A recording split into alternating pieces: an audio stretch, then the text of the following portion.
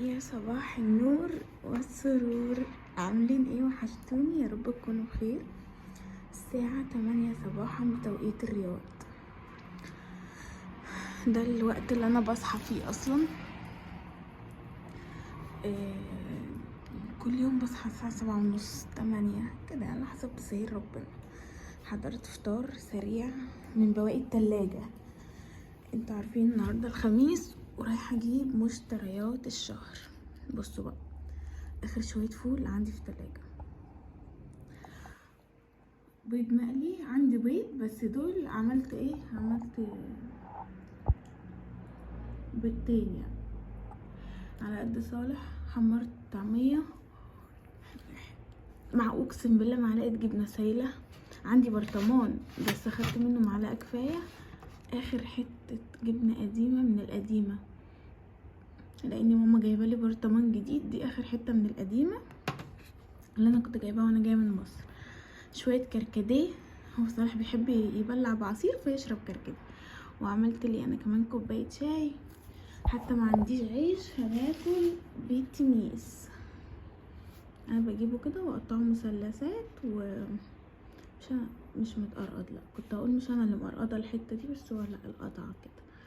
خلاص هنفطر ونلم كل الحاجات دي. مع في العادي بفطر وانزل اشتري الطلبات، بس قبل ما بنزل بغسل مواعين، بس والله ما عنديش ولا نقطه بريل. فهننزل بقى نشتري وكده، فهسيب بقى المواعين دي في الحوض لحد ما ما اجي. شقتي نضيفه، شقتي نضيفه وزي الفل. كان ساعه ومسحاها ومنضفاها من بالليل عشان يبقى النهارده يوم زي ما انا قلت لكم في روتين امبارح. بخلص كل اللي ورايا ومخلصه المطبخ والتلاجة والبوتاجاز ومخليها كل حاجه زي الفل على قد السراير بس. وكده كده النهارده هغير فرش السراير كمان، يعني انا غيرتها يوم الاثنين، هي قعدت سبت وحد، غيرتها الاثنين قعدت تلات واربع، هغيرها الخميس اللي هو النهارده. خلاص على كده، هي يومين ويوم، يومين ويوم. هغير بقى فرش السراير النهارده كمان ونغسل. شغل الغسالة قبل ما انزل، اشيل كل فرش السراير وافتح كل الشبابيك واشيل واحط السراير في الغسالة، يعني احط غسلة في الغسالة واسيبها شغالة وانزل، وفي نفس الوقت الشبابيك تهوي السراير وتجدد الطاقة كده والجو بتاع الاوض. ولما اجي باذن الله يبقى على قد فرش السراير وعلى قد ارص بقى الحاجه اللي انا جايباها من الماركت وكده، بتاعه الفريزر والتلاجة والخزين وكده. وانا محضره اكل من امبارح، يا دوبك اشيله واحطه في الفرن. شفتوا بقى الحياه لما بتنظميها من قبلها بيوم ما بتتعبيش، على عكس ما تعملي كل حاجه في يوم واحد. يعني تنضفي البيت كله في يوم واحد، تنضفي البيت وتحضري اكل وكمان تعيني حاجه السوبر ماركت وتغسلي وتنشري وتكوي. لا لا، الموضوع صعب. يلا بينا نروح نفطر صباحكم زي اللبن الحليب. هنروح نفطر ونكمل بقيه الفيديو مع بعض. يلا بينا ننزل نجيب المشتريات. اهو جو تحفه. يلا بينا حوش بتاعنا. انا جيت وتهديت، اشتريت حاجات كتير، اللهم بارك اللهم بارك، حاجات كتير. رحت كذا مكان، معرفتش اصور معاكم عشان ماما تعبت مننا وكده. ودي حاجة الخضار من محل الخضار. انا رحت الاول محل الخضار اشتريت الحاجات دي، وخلصت محل الخضار رحت السوبر ماركت الكبير اشتريت الحاجات دي، الحاجات كل الاكياس البيضة دي خلصت منه. ورحت اللي هو هنا اسمه ابو 5، اي حاجة فيه ب5 ريال. رحت اشتريت شوية حاجات للبيت كنت محتاجاهم. وبعد كده رحت جبت اللحمة من بندا. تمام. انا كان نفسي اصور معاكم بقى في كل الاماكن دي، بس والله ماما تعبت مننا لدرجه ان انا سبتها في العربيه ونزلت اشتريت انا الحاجه سريعا انا وصالح، عشان خاطر يا حبيبتي تعبت مننا قوي. فما كنت ملبوخه في ان انا اشتري الحاجه بسرعه، وما فيش مش فاضيه اصور، ما فيش وقت للتصوير عشان خاطر اخرج لماما وهكذا. هعمل ايه دلوقتي؟ هطلع حاجه الفريزر سريعا، عينها في الفريزر هوريها لكم، عينها في الفريزر ونروح نفطر. يمكن برضو عشان ما فطرناش. اللي فطر صالح، امي انا صحيتها من النوم بعد ما صالح جه وفطر والساعه 9:30. ما فطرتش ونزلت على طول، فيمكن ده اللي هبطها. المهم ربنا يشفيها ويعافيها يا رب. هروح احضر لها كده ايه سريعا. انا جايبه كرواسون، جايبه شويه مخبوزات كده من ضمنها الكرواسون وحاجات هحشي. انتوا عارفين ان انا يوم السوبر ماركت لازم ناكل كرواسون محشي جبنه وتركي وحاجات من دي اللحمه هدخلها دلوقتي واطلع الفراخ وحاجه الفريزر من هنا ونكمل بقى بقيه الحاجات مع بعض. بصوا يا ولاد سريعا كده عشان ادخل الحاجات دي الفريزر. دي اللحوم اللي جبتها، جبت اللهم صل على النبي طبقين مفروم، كل طبق فيه تقريبا 2 كيلو، وجبت لحمه حمراء طبقين، وجبت ستيك طبقين برضو كل طبق فيه قطعه، وجبت سجق. دي اللحوم اللي انا جبتها. جبت كمان في وش العدو 5 فرخات، ده 1.5 كيلو، وجبت فرختين 800 جرام عشان خاطر للحشو يعني. جبت 3 كبار وجبت 2 800 جرام. وجبت ايه كمان، جبت كيس بسله بالجزر بتاع السنبله، وجبت باف بيستري بعشقها، وجبت صدور فراخ، جبت 2 كيلو قصاد الفراخ دي فهيبقى حلو قوي. وجبت جبنه موتزاريلا اللي هي هنقول عليها بريزيديو. وجبت نقانق طبعا دي العشق بتاع الصالح، جبت 6. وجبت كمان كيس فراولة، وجبت مطبق. دي عجينة كده هنا اسمها مطبق، انا مش بحبها بس صالح بيحبها، بتتحشي بيض وخضرة وحاجات كده. هبقى اعمل لكم طريقتها وانزلها لكم. وجبت جلاش عشان اعمل جلاش باللحمة المفرومة، وجلاش حلو يعني بالعجوة، ماما بتحبه بالعجوة قوي. وده اللهم صل على النبي زبدة. جبت قالب الزبدة ده على طول 4 كيلو تقريبا او 5، مش عارفة، بيقعد معايا فترة انا اول او 5 كيلو، بيقعد معايا فترة كبيرة قوي. هروح بقى اعين الحاجات دي في الفريزر واوريكم بقى، دي حاجة الفريزر بس، هوريكم بقى بقية الحاجة. خلاص عينت حاجة الفريزر. معلش لو صوت الكاتل عامل ازعاج عشان بغلي مية. تعالوا بقى نروح حاجة التلاجة سريعا. 2 بيض طبعا انتوا عارفين، والجبنة الكيري دي الجبنة الكريمي بجيب منها ال4 الصغيرين او ال2 الكبار. وجبت زبادي من الراعي اللي بحبها قوي. وجبت شوكولاتة دي اللي هي الدارك اللي هي الداكنة الغامقة يعني. وجبت جبنة كيري عشان خاطر امي حبيبة قلبي. جبت جبنة رومي وجبت فتحاهم عشان صالح خد منهم. وجبت جبنة شيدر، جبت زيتون كلاماتا، جبت كريمة طبخ. الموتزاريلا شفناها بس انا بعينها في التلاجة فعشان كده ما اتعملتش في حاجة الفريزر. وجبت 2 حليب و1 لبن اللي هو الرايب يعني، وسبرايت. وجبت جبنة شيدر التانية بتاعت البرجر، وده جبنة فلامنك، وده جبنة رومي الطبق التاني. طبقين بيكفوا ويوفوا يعني. ده زيتون اسباني من غير ملح بتاع صالح، ده لبنة، ودي قشطة طعمها خطير خطير خطير. وده جبنة دبل دمياطي، ودي جبنة قريش. وبس هي دي حاجة التلاجة. هعينها برضو سريعا في التلاجة. الجبن بتتحط في علب، اما البيض والحاجات انتوا عارفين بقى بعمل ايه. خلاص لسه بقى حاجة الشامل وبقيت حاجات اللي هي الخزين هوريها لكم بس لما افضي الرخامه يعني جزء كده. الخضار ما جيتش جنبه اصلا يعني، خضار وفاكهه وكده شفتوا ما جيتش جنبه يعني. بس حاجه الخزين سريعا ونعين الاول حاجه التلاجة وبعد كده اوريكم حاجه الخزين والحاجات دي. يلا بينا. بس انا محتاجه شويه شاي، فانا هعين حاجه التلاجة عشان ما تبصش الجو حر وكده، واروح اشرب لي شويه شاي كده. ناخد فاصل عشان اتهديت والله.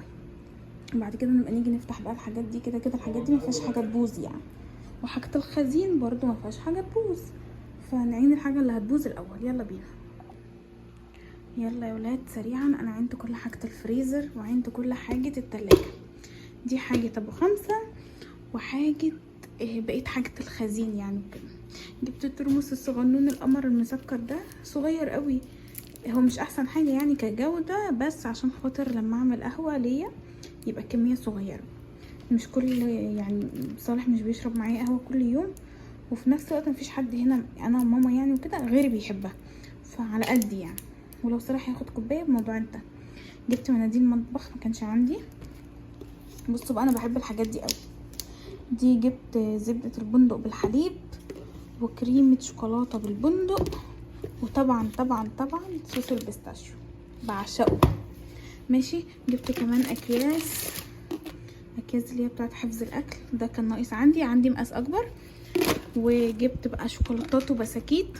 جبت فول وجبت قشطه، وجبت فول وجبت سكر باودر، وده حليب محلى مكثف اهو حليب.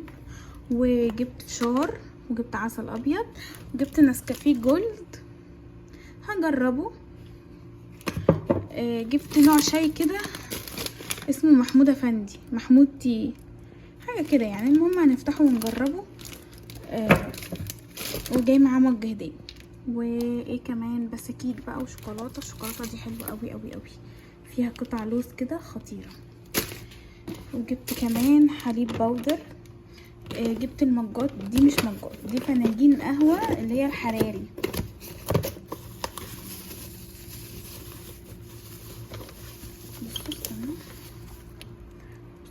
اللي هي الدبل، اللي هي الازاز بتاعها دبل خطيره. بصي يا ولاد صغنونه قوي قوي قوي. قهوه العربي بقى، القهوه المصري مش هتقول لا. جبت هي الباكت 3 مع بعض، فانا جبت ايه، جبت 2 باكت. طبعا الجبنه السايله والبيبسي شفناهم بس انا حطاهم هنا عشان اعينهم مع الخزين يعني. جبت صابون لوكس عشان ماما اول ما جيت ايه بيتك ما فيهوش صابونه يا ماما. ما بستخدمش صابون، انا بستخدم اللي هو المسحوق بتاع غسيل الايدين. لا انا عايزه صابونه. وجبت لها لايف بوي اللي بتحبه قوي. وجبت كمان اعزكم الله اكياس ماما. ماشي. وجبت مضرب عشان بتاعي اتكسر، ده صغير عندي الكبير. وجبت اللي هو الاسترتش راب. جبت فويل طبعا. جبت كوبايات بلاستيك اللي هي بتاعت الشاي دي، اللي هي الورقيه، لو انا خارجه في اي حاجه نازله معايا اي حاجه بتنفع قوي يعني. جبت دي. بصوا بقى، انا كنت محتاجه مرياله مطبخ، بس انا لما بغسل المواعين الدنيا بتتغرق عندي ميه، يعني قصيره قوي في الحقيقه. فعشان الدنيا بتتغرق ميه، المرياله ذات نفسها بتتغرق وهدومي بتتغرق وحاجات كتير كده، فانا مش عايزه مرياله كل شويه اقعد اغسلها. فلقيت لقيت المرياله دي متعدده الاستخدام، لا اللي هي البلاستيك عارفينها. استنوا اهي، عارفه اللي هي البلاستيك، هلبسها بغسل مواعين بغسل حاجات تتبل اقوم شداها رميها والموضوع انتهى. دي الباكت ده كله فيه 50 مرياله، فهيكفوا معايا، ممكن يقعدوا معايا سنه لاني مش طول الوقت بلبسها. وفي نفس الوقت لو انا مثلا بنضف سمك، بنضف حاجه عشان هدومي ما تترطش بما اني قد كده اساسا، فابقى البسها يعني كده. جبت كمان اللهم صل على النبي سلك مواعين.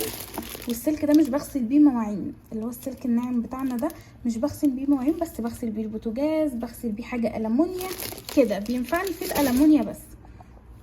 انا ما عنديش غساله اطباق، بس عايزه اغسل المرتبه بتاعتي واغسل الانتريه. فشفت كده حاجه على النت ان انا بجيب ده اللي هو بتاع غسالة الاطباق، واحطه في ميه سخنه واحط عليه شويه منظفات كمان، وافرك المكان بفرشه، المرتبه او حاجه من المسحوق ده بفرشه كده فينضف ويبقى زي الفل. فهجرب. فجبت العبوه الصغيره دي، ان شاء الله اجيب غساله اطباق يعني.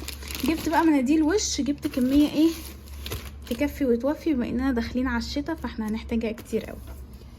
خلاص هي دي الحاجات بتاعتي من ابو 5. مش عارفه ليه التليفون ايوه كده الاضاءه حلوه. شايفين انا بعمل معاكم سريعا لان والله اتهديت النهارده وعملت حاجات كتير قوي قوي قوي. عايزه اقول لكم ان دلوقتي الساعه 4 وانا صاحيه تقريبا من الساعه 8، والله العظيم ما قعدت. جبت كمان اللي انا كنت رايحه عشانه اصلا، جبت بريل مواعين، جبت 2 باكت كبار بقى يكفوا معايا ان شاء الله، يعني ماني بغسل مواعين كتير قوي. جبت مسحوق ارضيات ومعطر بالعود، وجبت شاور جل اهو، وجبت كمان فانيش ما اقدرش استغنى عنه، بغسل بيه فوط المطبخ والحاجات دي كلها. وجبت شبيه الديتول بس هو مش ديتول اصلي يعني، بس حلو سيلفر ده، يعني اللي هو السيلفر ماركة سيلفر دي، اما تلاقوها هتبقى حلوه قوي قوي. جربت منها ايه كذا حاجه. تعالوا بقى نروح. بسم الله. احنا كده شفنا كل الحاجات مع بعض. والله اتهديت يا ولاد. عايزه اقول لكم ان انا برص وارجع اكمل لكم، ارص وارجع اكمل لكم. بس بما ان الحاجات دي كلها هتدخل ضرفه الخزين. بصوا دي اتملت. ضرف كل ده هيخش ضرفه الخزين، ولا هيخش تحت الحوض المنظفات والحاجات دي كلها. فقلت المها لكم كلها مره واحده. جبت كمان ملح عشان ما عنديش. امبارح نضفت ضرفه المكرونات، فده النوع اللي كان ناقصني، اللي هي المرمريه الصغيره دي. جبت كيسين بس. جبت سكر بني، جبت سميد بعشقه للبسبوسه طبعا. جبت ازازه زيت 3 كيلو عشان انا عندي نص ازازه زيت اللي هي ال5 كيلو. جبت علبه تونه. جبت الكاسترد، وجبت كمان فانيليا. بحب الفانيليا السائله قوي بس ما لقيتش، فجبت دي نوعها حلو برضه. وجبت زيت زيتون عشان خاطر اللبنه بقى والزعتر والحاجات دي. وجبت نشا عشان ما عنديش. وجبت صلصه طماطم. جبت مستردة. عندي كل الحاجات الباقيه بس ما عنديش مستردة جبتها. جبت واحد بس دقيق اسود، عشان في وصفه كده هنا سعوديه تقريبا اسمها مصابيب، تقريبا حاجه شبه البان كيك كده بس بتتعمل بالدقيق اللي هو البر، اللي هو الدقيق الاسود. فجبت كيلو بس كفايه. اما الدقيق الابيض فانا كنت جايبه 10 كيلو فانا عندي. جبت كمان سكر باودر، وجبت سكر باودر كمان من ابو 5 بس ده من الماركت. فبما اني ما عنديش اساسا مطحنه، في بيت ماما عندنا مطحنه فكنت بطحن السكر العادي، بس هنا ما عنديش مطحنه ولا عندي خلاط اصلا. جبت كمان اللهم صل على النبي، ده اسمه عين جمل. ايوه عين جمل. جبت كمان عين جمل. وبقيت المكسرات لقيتها نيه مش مستويه ومش مملحه، فهي ماما مش هتحبها. فباذن الله بقى هروح مكان تاني ابقى اجيب منه، او صالح هو جاي من الشغل يبقى يجيب بقيه المكسرات. يلا ندخل الحاجات دي كلها ضرفه الخزين. يبقى كده احنا شفنا كل حاجه جبناها مع بعض ما عدا الخضار. نشيل بقى الحاجات دي كلها. او جبت المخبوزات دي بسيبها هنا نفطر منها، اللي رايح جاي عايز ياكل اي حاجه بياكل منها كده يعني. في بالشوكليت وفي ساده وفي بالعجوه وفي بالسكر بالعسل يعني. يلا هدخل الحاجات دي كلها ضرفه الخزين ونشوف بقى الخضار مع بعض. بصوا يا ولاد انا خلصت ورصيت التلاجة ورصيت البيض. تحت العلبه دي فيها فراخ البانيه، وهنا رصيت كل حاجه. دي كلها ركن الفطار. بسم الله الرحمن الرحيم، ما شاء الله تبارك الله. رصيت الفراخ بقى واللحمه وكل كل حاجه حطيتها هنا خلاص. ورصيت كمان الفاكهه والمخبوزات والعيش وكل حاجه حطيتها هنا. ورصيت برضو دول هيخشوا التلاجة ودول لسه هيتنضفوا. وهنا بقى يكون الفيديو بتاعي خلص. اشوفكم في فيديو جديد، مع الف سلامه.